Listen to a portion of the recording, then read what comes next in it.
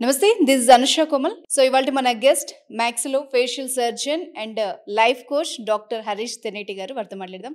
నమస్తే సార్. నమస్తే. ఫస్ట్ నాకు ఏ డాక్టర్కి పడినంత ఆలోచనలో పడ్డాను నేను. అంటే మీ ఇంట్రడక్షన్ ఎలా ఇవ్వాలి? డాక్టర్ అని చెప్పనా, లేకపోతే లైఫ్ కోచ్ అని చెప్పనా, లేదంటే ఒక ఫిలాసఫర్ అని చెప్పనా అన్నది ఒక కన్ఫ్యూజన్ వచ్చేసింది. అన్ని రకాలుగా ఎవరికి ఏ యూజ్ ఉంటుందో ఆ యూజ్ వాళ్ళు కనెక్ట్ అవుతారు నాకు తెలిసి. ఓకే. నా దగ్గరికి ఎప్పుడు అంతే. ఇదే కాదు, లైఫ్లో ఎనీథింగ్ ఇది క్లోజ్ ఉంటే లోపల ఏముంది లోపల తెలుసుకోవాలని ఉంటుంది. నేను ఇప్పుడు రూమ్లోకి వచ్చి గుప్పెట్లో క్లోజ్ చేసుకున్నాను. నాకు డాక్టర్ ఫ్రెండ్స్ అంటారు, మంచి స్పిరిచువలిస్ట్ బాస్ అని. నాకు స్పిరిచువల్ ఫ్రెండ్స్, నేను సత్సంగాలు చేసేవాళ్ళు, వాళ్ళందరూ మీరు డాక్టర్ సార్ అంటారు. ఓకే. సో దూరంగా ఉన్నవి చాలా బాగా అనిపిస్తాయి. బట్ సమ్హౌ నా ప్రొఫెషన్స్ అన్నిట్లో పాపం నా దగ్గరకు వచ్చి కష్టాలు బాధలు చెప్పుకునేవాళ్ళు. నేను డెంటల్ చేసేటప్పుడు పన్ను నొప్పి చెప్తారు. ఓకే.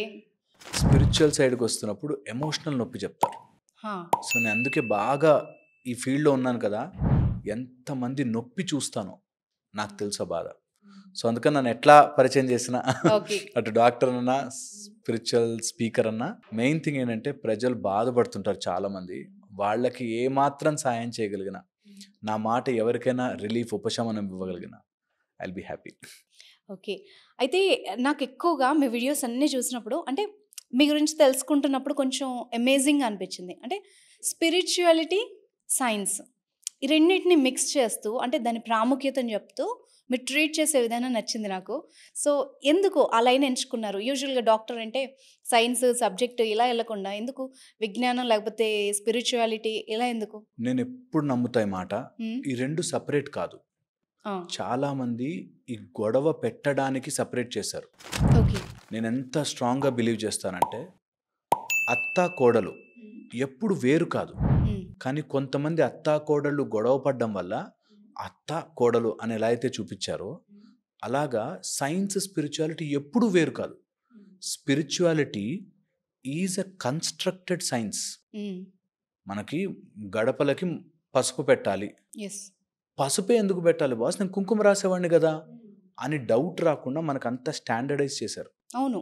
గ్రహణం టైంలో బయటికి వెళ్ళకరా అని చెప్తే, గ్రహణం టైంలో బయటికి వెళ్ళకపోతే కిరణాలు వస్తాయి, యూవీ రేస్ వస్తాయి, ఇంకోటేదో వస్తాయి, తెలియకపోయినా హార్మ్ఫుల్ అవుతుంది.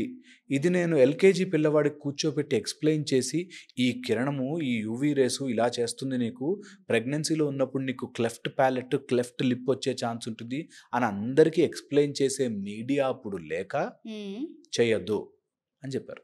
అంతే, మొదట్లోనే ఖండించారు దాన్ని. ఎందుకు అంటే అక్కడ ఆలోచించాల్సిన పని లేదు, అవసరం లేదు బాస్. నువ్వు ఇప్పుడు అర్జెంటుగా ఒక్కరోజే బయటకు తిరిగి ఏం చేయాలి? ఆ రోజే అక్కడ కూర్చుని సమోసా తిని ఏం చేయాలి? You can don't eat for that 2-3 hours. నీకు బెనిఫిట్ అవుతుంది. అందరికీ అవుతుందా ఇజ్ అ క్వశ్చన్. ఎంత పర్సంటేజ్ వాళ్ళకి అవుతుంది అన్నది ఇజ్ అ క్వశ్చన్.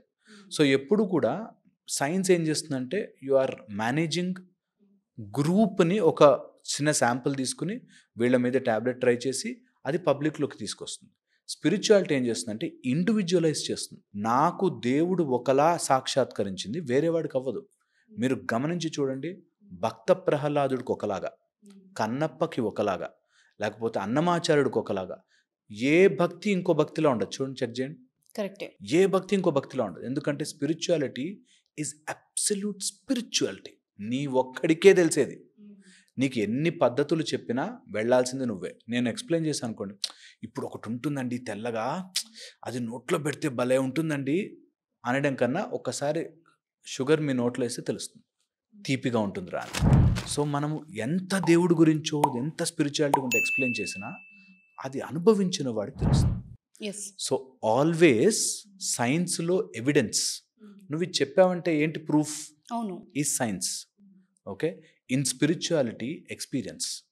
నీకు అక్కడెక్కడో వెళితే ఒక దేవుడు ఉంటాడు బాస్, నీకు ఏది కావాలంటే అది ఇస్తాడు అంటే, నేను ఎక్కడో లోపల మనకి ఆ ఎక్స్పీరియన్స్ చేయాలి బా, ఒక్కసారి నా భగవంతుడి యొక్క కరుణ సాక్షాత్కారం చూడాలి అనేది స్పిరిచువాలిటీ.